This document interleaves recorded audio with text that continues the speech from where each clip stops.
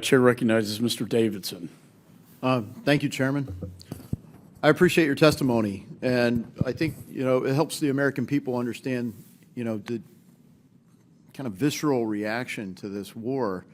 The fundamental, I guess, principle for human nature is, don't hurt people and don't take their stuff. And if people could just live by that, we would barely even need a government. But since we can't, of course, we've all got them.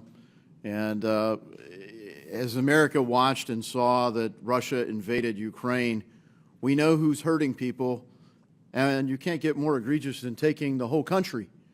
They're taking your stuff, and frankly, they're taking a lot of dignity from people. So thanks for making that real. And of course, we've created this structure called the International Criminal Court to kind of get at the idea that certain things ought to be off limits. Do you believe that every country ought to be subject to the International Criminal Court? Once again, I'm sorry, do you believe? Do you believe every country ought to be subject to the rules and principles behind the International Criminal Court? I think, that it's a sovereign right of any country to take such a decision. We understand that the idea of the International Criminal Court is based on the procedures which were first used at Nuremberg trials. So the ICC is something like a result of Nuremberg trials. The idea of the ICC, so the need of the International Criminal Court, is to step in where national government, national authorities are unwilling or unable to prosecute crimes, especially war crimes. Right. And so if you look, obviously Russia is not willing to prosecute war crimes. Are any of your neighbors providing sanctuary to people that you consider war criminals? We have such information. I don't think that it happens on a massive scale.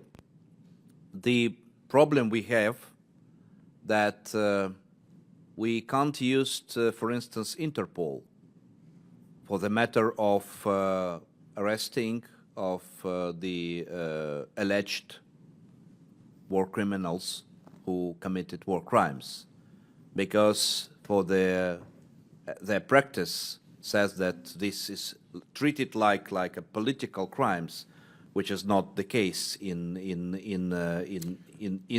our situation. And but I don't think that there is a massive situation with countries who are giving sanctuary to alleged war criminals. Okay, so that's encouraging, because there are some neighboring countries that are at least providing material aid to Russia rather than to Ukraine. What countries you mean which provide material aid to Russia than to Ukraine? Am I wrong about Belarus? Belarus is used by Russia as a matter of place from which they attack Ukraine or use it for their aviation and many other elements of their war. Iran is supplying weapons to Russia. I don't think that. But you don't think it's a local issue. You think everybody's. It's not a local issue, of course. This war is a global war, and some countries are on the Russian side. Some countries are actually trying to hide that they are potentially supporting Russia, and if that being known, some of them are changing their attitude. Yeah, and this is important. Yeah. Okay. So that's basically what I was trying to get at. And so when you look at the support that you've built for Ukraine. Thanks for fighting courageously against an invasion. The American people were ready to go. I mean, really, from America's perspective, kind of like ready, fire, aim, because normally when we get involved, we set a mission first. When you look at the principle behind these war crimes, how do we get to the point where we actually enforce them in a way where people really can? What it took to get the Nuremberg trials was unconditional surrender for Germany. So do you think that's the end state, unconditional surrender for Russia? Isn't that what it's going to take to hold all of the people accountable for these war crimes? I used to answer this question many times.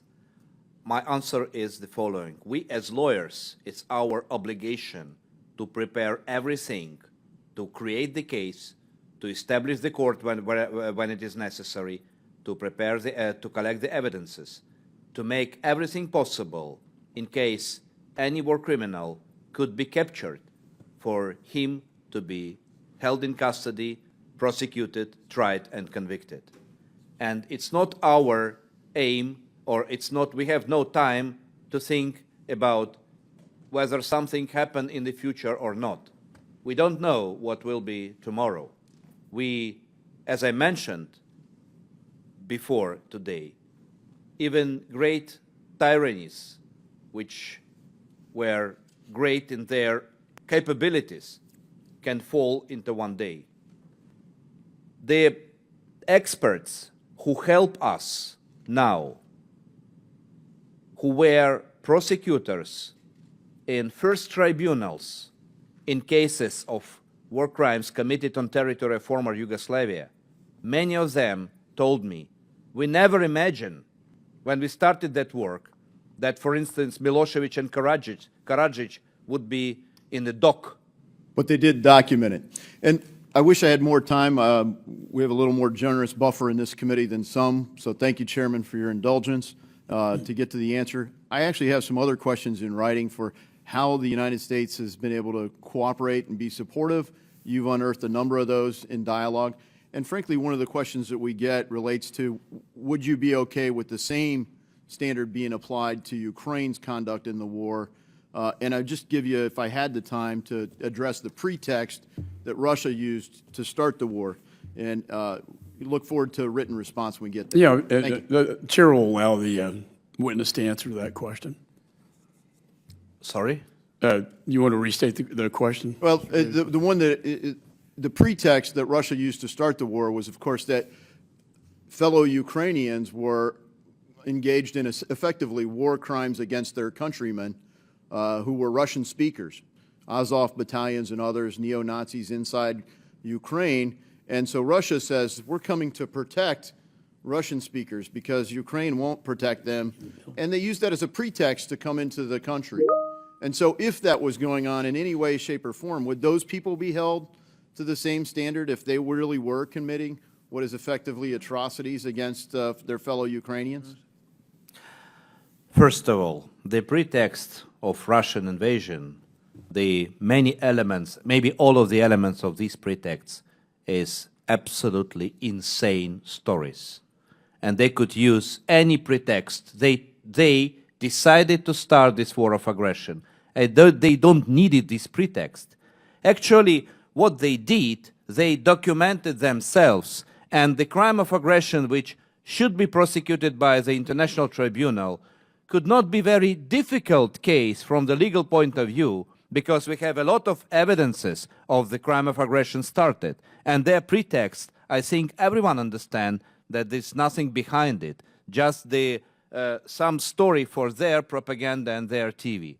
With regard to all war crimes committed in the course of this war, we start investigation in any case, and for us, wherever we have information about war crime committed, it doesn't matter who is alleged person. Yeah, thank you for that. Look, nothing justifies what Vladimir Putin did. And look, even in America, we had people who crossed lines in our own rules of engagement. In our own country, we held them accountable. Russia's not doing that. I think a lot of people see and say that Ukraine is also not doing that. And I just look at, is there a basis at some point to build something diplomatically here? And I look forward to the written responses. Thank you, Chairman. Yeah, Jones' time has expired.